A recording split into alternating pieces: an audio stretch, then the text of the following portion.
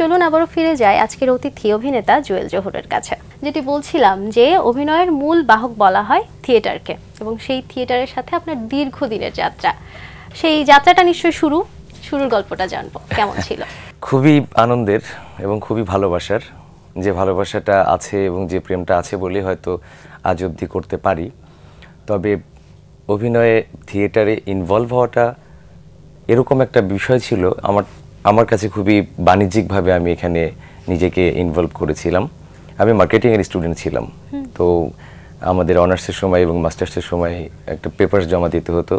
সেটা হচ্ছে মানে কোন কোন পেশার মানুষ ইনভেস্ট না করে শুধু শ্রম এবং মেধা ইনভেস্ট করে বাদবাকি জীবন সার্ভাইভ করতে পারে। অনেকগুলো প্রফেশনের মধ্যে আমার কাছে মনে হচ্ছে যে অভিনয়টা হতে পারে। সে একদম জেনে বুঝে আমি এখানে আসলাম যে আমার যেহেতু চাকরি ভালো লাগে না, সো এটা করে দেখতে পারি। ওরকম একটা মাথার মধ্যে গুনগুন একটা আমাকে আওয়াজ দিত। তারপরে আমি তখন টিউশনি করতাম, অ্যাকাউন্টিং একটা ছেলেকে পড়াতাম, ভাল লাগতো না। দেন আমার কাছে একটা অফার আসে যে আসলে আমরা এনজিও থিয়েটার করলে সেখান থেকে টাকা ইনকাম করা যায়। আমি ইউএনডিপির হয়ে ইউনিসেফের প্রজেক্ট, রিকের প্রজেক্ট, এরকম আমি 180টা পথনাটক করেছি এবং সেটা দিয়ে আমি স্টুডেন্ট লাইফে আমি আসলে অভিনয়ের টাকা দিয়ে থিয়েটার, এটা পথনাটক বলেন, বিভিন্ন দেশের বাইরে একটু ড্রপ আউট চাইল্ডদের নিয়ে যে বিভিন্ন শিক্ষামূলক নাটক করতো এনজিও, ওগুলোর সাথে ইনভলভ হয়ে আমার স্টুডেন্ট লাইফটা পার করা। দেন পরবর্তীতে নাগরিক নাট্যাঙ্গনে জয়েন। আগে থেকে যে চিন্তা ভাবনা ছিল যে থিয়েটার নিয়ে কাজ করব এরকম বিষয়টা না, কারণ যতটুকু শুনলাম মার্কেটিং এর স্টুডেন্ট, সেক্ষেত্রে আবার থিয়েটার, একদমই দুটো আলাদা পথ। নিজে তো একটা প্রোডাক্ট, নিজেকে যদি সেল করা যায়, অন্যকে সেল করে কি লাভ? এটাও এক ধরনের ক্রিয়েটিভিটি, যেটা আসলে অভিনয় শিল্পীদের জন্য খুব দরকারি। কিন্তু আমি ফেইলিয়ার, আমি অতটা সফল হতে পারিনি।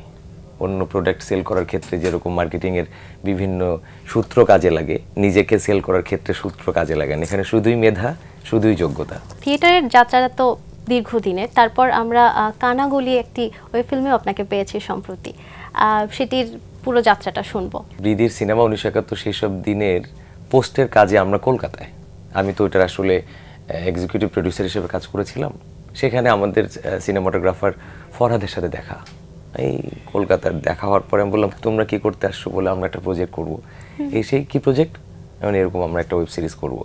আচ্ছা ঠিক আছে ভাইয়া, তুমি করো, একটা ক্যারেক্টার তোমার সাথে খুব যায়। আমি বললাম ঠিক আছে চলো দেশে গিয়ে করবো।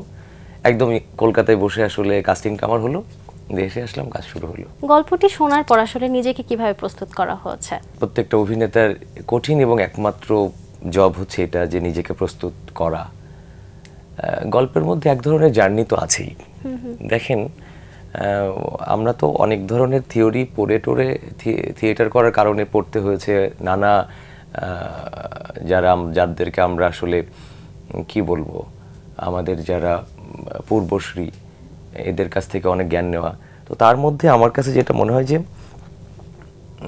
আমি এটা 1777-78-এর দিকে একজন রাশিয়ান নাট্যকার, অভিনেতা, ডিরেক্টর শেচকিক ভদ্রলোক বলেছিল যে তুমি কি করছো, ভালো করছো না খারাপ করছো, এটা থেকে বড় ব্যাপার হচ্ছে তুমি সেটা বিশ্বাস করে করছো কিনা। তো আমি যে ক্যারেক্টারটা প্লে করেছি, আমি ভদ্রলোকের কথাটা খুব বিলিভ করি, যে আমি যখন বিলিভ করছি যে আমাকে যে চরিত্রটা দেওয়া হয়েছে, সেই চরিত্রটা আমি বিলিভ করতে শুরু করলাম যে আমি একজন রাইটার। হ্যাঁ, যখন আমি বিলিভ করতে পারলাম তখন আসলে অভিনয়টা আমার কাছে সহজ এবং করার উপযুক্ত বলে মনে হয়। অভিনেতা হিসেবে আপনি যখন বিশ্বাস করবেন তখনই কিন্তু আসলে দর্শক সেটিকে বিশ্বাস করতে বাধ্য। তখন আসলে একজন শিল্পী এবং দর্শকের মধ্যে কানেক্টিভিটিটা তৈরি হয়, যতটুকু মনে করি। ওটা তো বলাই হয়, শিল্পী আর দর্শকের সেতু বন্ধনই হচ্ছে অভিনয়। অভিনয়ে তো দীর্ঘদিন ধরে যেহেতু আছেন, একটু এরকম কোনো হয়েছে কিনা যেটি খুব মজার কোনো অভিজ্ঞতা, কোনো একটি সিনেমা করতে গিয়ে সেই মজার অভিজ্ঞতাটা শুনবো আমরা। আমি একদম সম্প্রতি 3টা সিনেমা যে শেষ করলাম, এক হচ্ছে বকুল কথা, সেটার একটু প্রত্যেকটাই আমি এক লাইন করে বলে যাই। সেখানে আমাকে প্রথমে ডিরেক্টর অফার করলো যে বকুল একটা হিজড়া, তুমি তার প্রেমে পড়বা।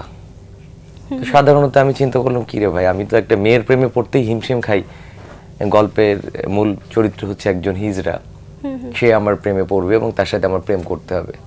ইন্টারেস্টিং। সো এই অফারটাই তো আমার কাছে মজার। এবং শুটিং পিরিয়ডে গিয়ে যখন শুটিং হচ্ছে, খুব রোমান্টিক শট দিচ্ছি, মেয়েটাকে বাইকেও তুলতেছি, দর্শক প্রথমে যারা দেখছে তারা ভাবছে যে ও আচ্ছা ঠিক আছে, হিরো হিরোইন এখানে প্রেম করতেছে। হঠাৎ করে ক্যারেক্টারটা, এই তুই আমার ভাড়াটা দে, আমিও ক্যারেক্টার থেকে মাঝে দু একবার বের হয়ে গেছি যে কি ব্যাপার ভাই, আমি তো প্রেমটা করতে পারছি না। ঠিক তার পরপরই আমি শুটিংয়ে গেলাম হচ্ছে নাদান বলে একটি সিনেমা, আমাদের সিনেমাটোগ্রাফার ফরহাদ হোসেন, ও ডিরেকশন দিয়েছে, ওর ফার্স্ট ডিরেকশন। এটা শুটিং করতে গেলাম হচ্ছে আমরা একেবারেই খাগড়াছড়ি, থানচি, ব্রেমাক্রিতে।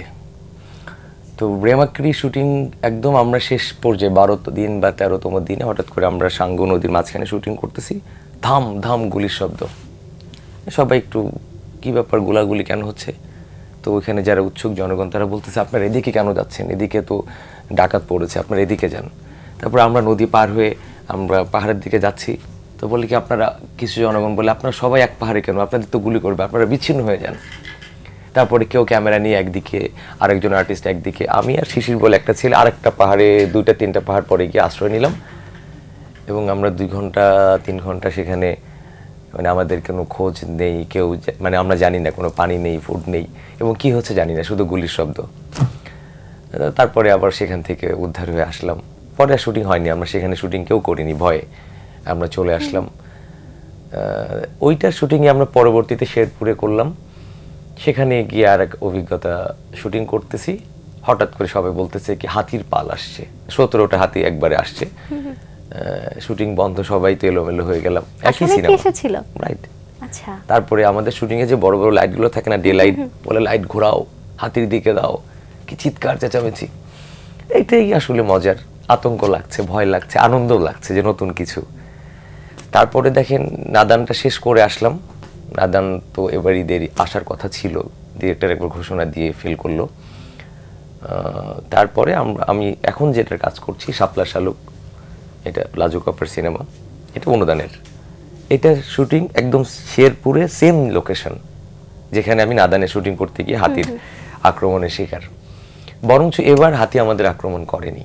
আচ্ছা, কিন্তু খুবই প্যাথেটিক। আমরা প্রথম 7 দিন শুটিং করা অবস্থায় 7 জন মানুষকে হাতি মেরে ফেলেছে।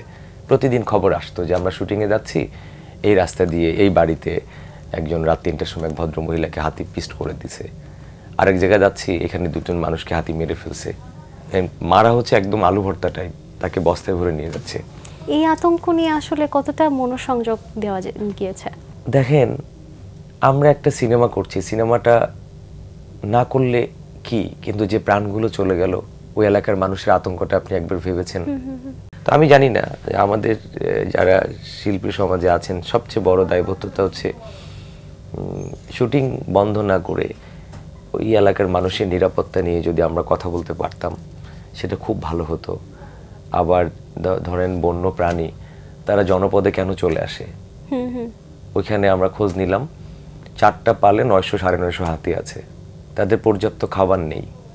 আচ্ছা, হাতিগুলো অনেক ক্ষুধার্ত, তারা আসলে জনপদে চলে আসে, তাদের খাবারের ব্যবস্থা কে করবে? চলে আসে, তাদের খাবারের ব্যবস্থা কে করবে? খুব ছোট্ট একটা জায়গা, 8-10 কিলোমিটারের মধ্যে 900 হাতি, কে করবে? মানে আমি বন্ধ করলাম শুটিং, ওই এলাকার মানুষের নিরাপত্তা কি? ওই হাতিগুলো কি খাবে?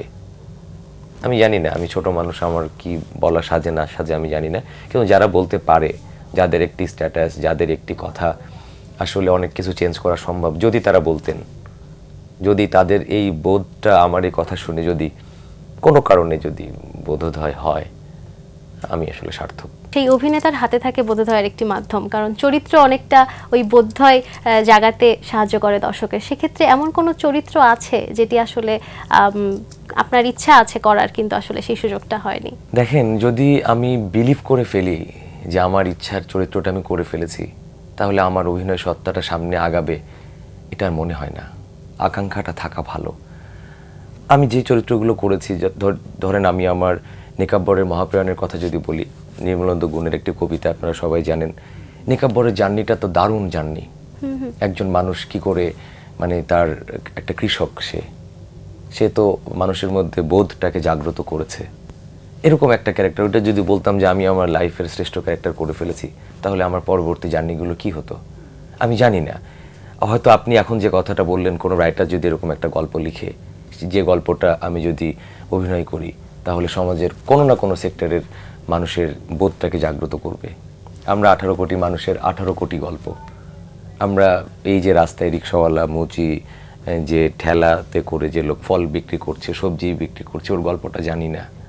হ্যাঁ, এমন কোনো কাজ, ও হয়তো কাজ করতে গিয়ে দুটো ভালো কাজ করছে, দুটো অন্যায় করছে, অন্যায়টা যেন না করে, সেটা শুধুমাত্র একজন অভিনেতার দায়িত্ব? নিশ্চয়ই না। হ্যাঁ, উদার মনের মানুষ যাদেরকে আমরা বিকশিত মানুষ বলি, যার যার জায়গা থেকে, সে একজন রিক্সাওয়ালাও হতে পারে, সে একজন পিয়ন হতে পারে, সে একজন ক্যামেরাম্যান, সে একজন ট্রলিওয়ালা হতে পারে, যার যার জায়গা থেকে সে যদি তার কাজে সৎ হয়, তাহলে আসলে অটোমেটিক বোধের জায়গাটাও যেমন জাগ্রত হবে, অ্যাট দ্য সেম টাইম আমাদের সমস্যার সমাধানও হয়ে যাবে। এবার একটু জানতে চাই যে অভিনেতা হিসেবে নিশ্চয়ই অনেক স্ক্রিপ্ট আসে হাতে এবং অনেক ডিরেক্টর স্বাভাবিকভাবেই অ্যাপ্রোচ করেন, তো সেক্ষেত্রে আসলে কোনটি মাথায় রেখে বা কোনটি ভালো লাগলে আসলে সামনের দিকে চিন্তা করেন? ভেতরে একটা আমি বসবাস করে, যেটা আমাকে সিগন্যাল দেয়। একটা গল্প পড়তে পড়তে মনে হয় কি, হ্যাঁ জহুর, তোমার এইটাতে কাজ করা উচিত। এটা আমি যখন আমার ইন্টার কানেকশনটা হয়, ওটা যদি আমি বলি আমার অভিনেতা সত্তার সাথে আমি জুয়েল জহুর অ্যাজ এ পার্সনের যদি যখন কানেকশনটা হয়, এই গল্পটা দারুণ, এটা করলে সমাজের উপকার, বা এটা করো, আমি আসলে তখন ওই গল্পটা বেছে নিই। আবার এরকম গল্প আছে যে চরিত্র যে আমাকে বলছে করো, কিন্তু করা হয় না। আমি আসলে খুব ডিরেক্টর আর্টিস্ট, আমি ডিরেক্টরকে বিলিভ করি। আমার যদি ডিরেক্টরের উপর বিলিভ না তৈরি হয়, সেক্ষেত্রে আমি একটু ব্যাকফুটে চলে আসি, ভাবি যে ঠিক আছে। আমি কাউকে ছোট করে বলছি না, একদমই না, আমাকে ক্ষমা করে দিবেন যে একটা যদি কেউ মনে কষ্ট পেয়ে থাকেন।